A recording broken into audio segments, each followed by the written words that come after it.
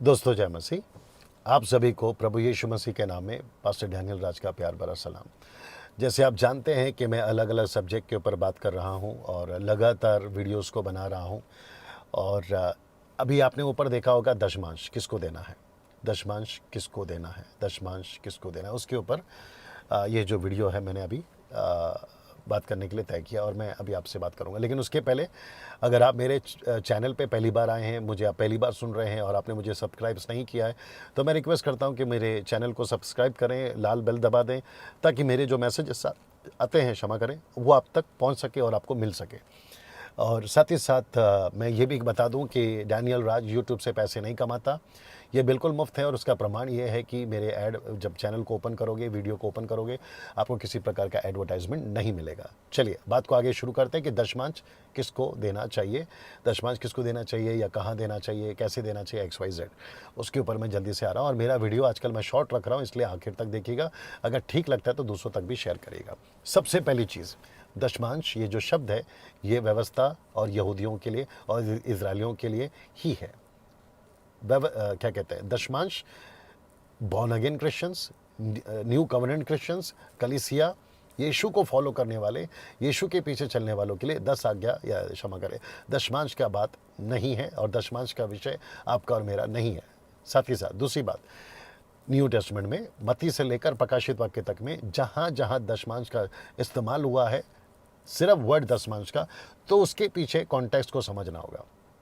क्यों कहा, किसको कहा दशमांश देना, क्यों यीशु मसीह ने बोला, पौलुस ने उसका जिक्र क्यों किया, इसको भी समझना बहुत ज़रूरी है ना। मलाकी 3:10 जो कि बहुत इस्तेमाल होता है, हर कलीसिया में इस्तेमाल होता है, हर पास्टर इसको इस्तेमाल करता है, हर एवेंजलिस्ट इसको इस्तेमाल करता है, हर टीवी एवेंजलिस्ट इसको इस्तेमाल करता है, हर कन्वेंशन स्पीकर इसको इस्तेमाल करता है, हर ऑर्गेनाइजर इसको इस्तेमाल करता है। मलाकी 3:10 जो कि डराता है, कहता है तुम दशमांश नहीं दोगे तो श्राप आ जाएगा, फिर कहता है कि अगर दशमांश दोगे तो तुम्हें आशीष आ जाएगी। इसको लेकर जो है हर आदमी बात करता है और इसको लेकर जो अभी की जनरेशन है, जवान जो लोग हैं, वो ये जानना चाहते हैं कि डैनियल राज, आप जो बाइबल टीचर हैं, ग्रेट कमीशन के मास्टर ट्रेनर हैं और आप दुनिया भर में जो है प्रभु के वचन को प्रचार करते हैं, आपका क्या कहना है। तो मैं सबसे पहले ये आपको बता दूँ, जो पहले बता चुका हूँ, अभी फिर कहता हूँ कि दशमांश नए नियम के अंदर नहीं है, पहली बात। दूसरी बात, दशमांश क्यों दें, 11 दीजिए, 12 दीजिए, 13 दीजिए, 20 दीजिए, उससे ज़्यादा दीजिए। एक वचन है जो मैं चाहता हूं कि आप उसको पढ़ें, दूसरा कुरिन्थियों की किताब उसका 7वां अध्याय वचन 9। और मैं चाहता हूं कि मैं आपको उसको पहला पढ़वा दूं, फिर उसके ऊपर हम बात करेंगे जल्दी से। जी कहाँ गया जी, ओके जी, दूसरा कुरिन्थियों 9 का 7, क्षमा करें, 2 कुरिन्थियों चैप्टर 9 वर्स 7, जो कि कहता है कि हर एक जन, याद रखो, हर एक जन जैसा मन में ठाने वैसा ही दान करे, ना कुड़ कुड़ के और ना दबाव से, क्योंकि परमेश्वर हर से देने वालों से प्रेम रखता है। इसका amplified version, English amplified version, और जॉन वाइक्लिफ 13वीं सेंचुरी में जो लिखा वो तो और भी गजब का है, हैंड ट्विस्टिंग करके जो है ट्रांसलेशन आया, उसको फिर कभी बात करेंगे। तो दबाव से नहीं देना है और कुड़कुड़ा कर नहीं देना है। तो इसका मतलब क्या है, दशमांश ही क्यों दे रहे हो, 10 ही क्यों दे रहे हो, 11 दीजिए, 12 दीजिए, 20 दीजिए, 30 दीजिए। जैसे जकैनी का जिसका एक लिया उसका 4 लौटा दूंगा, ठीक है ना। ना पौलुस और पतरस ने और यीशु ने, तीनों ने कभी, और बाकी जो किताबें हैं, याकूब की किताबें, फिर यूहन्ना की किताबें, उसको भी काउंट कर लेंगे, कोई दिक्कत नहीं है, कभी भी नहीं कहा कि दशमांश दो। मैं रिपीट करता हूँ, कभी नहीं कहा दशमांश दो। ना पास्टर डैनियल, आपकी मिनिस्ट्री है? जी है। आपकी कलीसियाएं हैं? जी हैं। आप पास्टर हैं चर्च के? जी हूँ। आपके लोग दशमांश देते हैं? जी हाँ देते हैं। मैं वापस कहता हूँ, मैं खुद भी दशमांश देता हूँ, मेरी कलीसिया दशमांश देती है, लेकिन मैं कभी किसी को जबरदस्ती नहीं करता। मैं माइक उठाकर ये नहीं कहता हूं कि तुम अगर दशमांश दोगे तो तुम्हें आशीष मिलेगी और अगर नहीं दोगे तो तुम्हें श्राप मिलेगा, ये मैं कभी नहीं बोलता। स्पष्ट लाइन में बोल रहा हूं आपको। अगर अभी कोई देख रहा है, कोई पास्टर, कोई इवेंजलिस्ट, मैं उनको भी कहना चाहूँगा कि दशमांश के बारे में लोगों को झूठ बोलकर, फंसाकर, धमकियाँ देकर कि दोगे तो आशीष है, नहीं दोगे तो श्राप है, इसको सबसे पहले आप लोग करना बंद कर दीजिए, नहीं तो यीशु मसीह के न्याय के सामने आपकी हालत ख़राब होगी। और मैं भी यहीं पर खड़ा रहूँगा ऐसा आपके बगल में उस दिन, याद रखना। फिर मैं आपको आंख दिखाऊंगा कि मैंने मना किया था यूट्यूब के माध्यम से, लेकिन तुम नहीं सुधरे, ठीक है ना। आइए अगला बात को आगे बढ़ाते हैं। दशमांश जो है आपको देना चाहिए, नए नियम में नहीं है। अगर आप देना चाहते हैं दीजिए, मेरी कलीसिया देती है, मैं खुद देता हूँ और मैं इसलिए देता हूँ और वो वजह आपको बता रहा हूँ। मेरी कलीसिया भी इसलिए देती है, मैं आपको वो वजह बता रहा हूँ। लेकिन वापस कहता हूँ, अगर कोई धमकी दे रहा है कि नहीं दोगे तो श्राप आएगा, मैं उसके टोटल निंदा करता हूँ और उसके बिल्कुल खिलाफ हूँ, और ये आपको भी फ़र्क नहीं पड़ना चाहिए। और अगर आप नहीं दे रहे तो आपको किसी को नहीं डरना है, परमेश्वर आपका जो है सहायता करेगा ना। दशमांश आप क्यों देते हैं? 10 देते हैं, 11 देते हैं, 12 देते हैं, 20 देते हैं, XYZ, आप क्यों देते हैं? आप सेवा के लिए दे रहे हैं। सबसे पहली चीज़, सेवा का मतलब क्या है? सुसमाचार। सुसमाचार का मतलब क्या है? अन्य जाति तक सुसमाचार पहुँचे, उसके लिए आप जो भी पैसा दोगे वो पैसा सही है। दशमांश बोलकर दो या किसी भी क्षेत्र में दो, आप उसको देते हो, आपका जो भी है, आप जब देते हो आप जो भी देते हो वो सुसमाचार के लिए देते हो, ठीक है ना। अब आपको समझना बहुत ज़रूरी है कि आपका सेवा पैसे, जो पैसा है ना, वो पैसा सेवा में कहाँ इस्तेमाल हो रहा है, कैसे इस्तेमाल हो रहा है। बड़े ध्यान से सुनना, बहुत गंभीर बात बोलने जा रहा हूँ मैं अभी। आप जो मिनिस्ट्री में जाते हो, आप जिसको पैसा देते हो, आप जिस सेवा में पैसा देते हो, वो व्यक्ति उस दशमांश का क्या कर रहा है, ये आपको चेक करना है। मैं रिपीट करता हूँ, आपको चेक करना है। पता है क्यों? क्योंकि सबसे पहली चीज़, पैसा आपका नहीं है, पैसा प्रभु का है। तो जो चीज़ आपको प्रभु ने दी है, वो पैसे का आप क्या कर रहे हैं, वो प्रभु आपको पूछेगा। जब आपको प्रभु पूछेगा कि मेरे पैसे का तूने क्या किया, तो आपको भी नहीं लगता है कि आपको भी जानना ज़रूरी है कि मैंने जिसको पैसा दिया वो मेरे पैसे का क्या कर रहा है? वो शॉपिंग कर रहा है, अय्याशी कर रहा है, गाड़ियाँ खरीद रहा है, BMW खरीद रहा है, BHK, 2 BHK, 3 BHK, बंगला, विला, शॉपिंग मॉल में जाके सूट बूट खरीद रहा है। आपको नहीं लगता है कि आपके पैसे का गलत इस्तेमाल हो रहा है और आप उसकी मेहनत से पैसे कमाकर उनको देते हो और वो ऐसे जाकर अय्याशियों में उड़ा रहे हैं?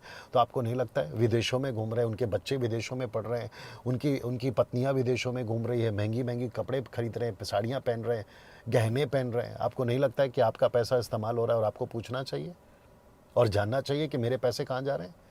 ये ज़रूरी है, जिस किसी भी कलीसिया में आप पैसा दे रहे हो। मैं वापस कह रहा, मेरा ऊपर नंबर डाला हुआ है, जब चाहे कॉल करिए, लेकिन कमेंट बॉक्स में उल्टियाँ मत करिए। आप जैसे ही कुछ भी उल्टा सीधा डालोगे, उसके अंदर आपको सीधा ब्लॉक कर दिया जाएगा। और मुझे कोई फ़र्क नहीं पड़ता है कि मेरे सब्सक्राइबर्स कम हो जाए, मेरे फॉलोवर्स कम हो जाए, मुझे कोई फ़र्क नहीं पड़ता। मैं गिदोन की तरह 31,700 को साथ में कंधे पे डालकर नहीं ले जाना चाहूँगा। वो 300 काफ़ी हैं जो सही ढंग के लोग हैं, ठीक है ना। बहुत ध्यान से सुनिएगा, आप जब दशमांश देते हो, जहाँ देते हो, किसको देते हो, ये आपको जानना बहुत ज़रूरी है। गलत जगह पे आपका पैसा जा रहा है, रोक दीजिए। आप क्या कर सकते हैं? अच्छा, कुछ लोग कहते हैं कि जो चर्च में जाते हैं वहीं पे आपका दशमांश दो।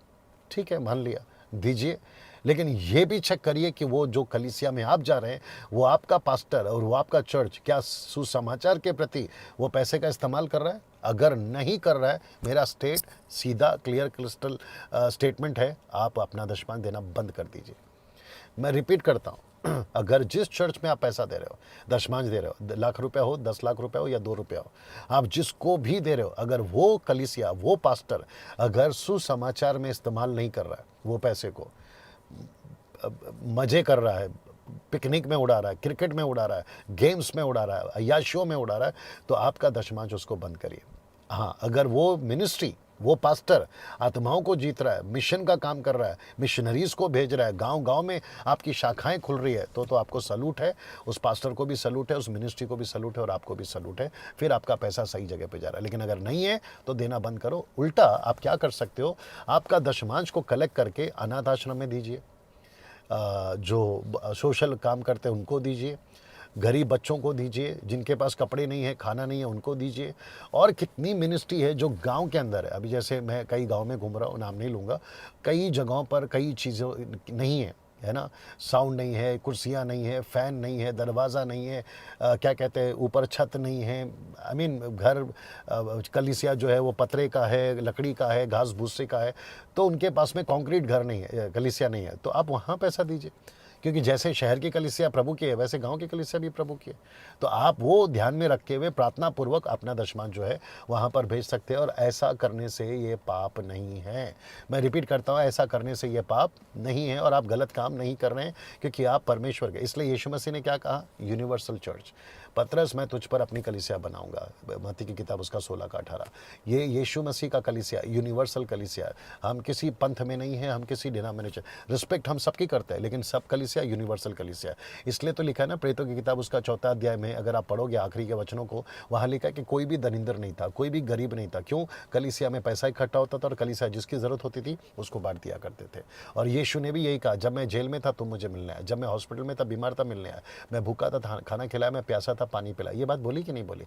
तो आपको ये भी ध्यान रखना है, ठीक है ना। मैं यहाँ पे वीडियो समाप्त कर रहा हूँ। आपका दशमांश कहाँ देना है मैंने बता दिया।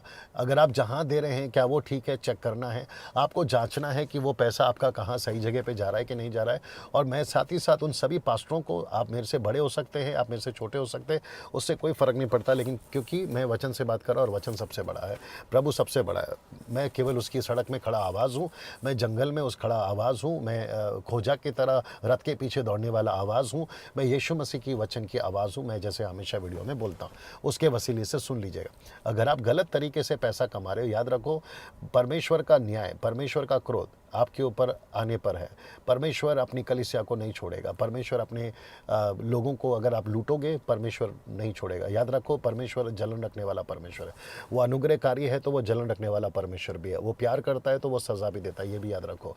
तो परमेश्वर के लोगों को लूटना बंद करिए, यीशु मसीह के नाम पे बिजनेस करना बंद करिए, स्वाइप मशीन लेकर कॉन्फ्रेंस में घूमना बंद करिए और अपने अकाउंट नंबर को चैनलों पर, यूट्यूब पर, फेसबुक पर डालना बंद करिए और भोली भाली पब्लिक को उल्लू बनाना अनॉइंटिंग के नाम पे, परमेश्वर के ब्लेसिंग के नाम पे ये करना बंद करिए।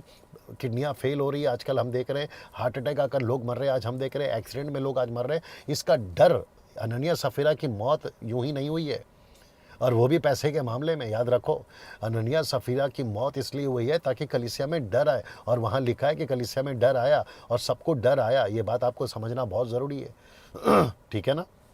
जितने भी मेरे सब्सक्राइबर्स हैं और जो अभी मुझे फ्रेशली सुन रहे हैं, मैं आपको भी कहना चाहता हूँ, सही जगह पे दशमान दीजिए, जो सही काम कर रहा है वहाँ पर दशमान दीजिए, और आगे आपकी मर्ज़ी, आप जाने, आपका प्रभु जाने। परमेश्वर आपको आशीष दे। अगले सब्जेक्ट के साथ फिर मुलाकात होगी।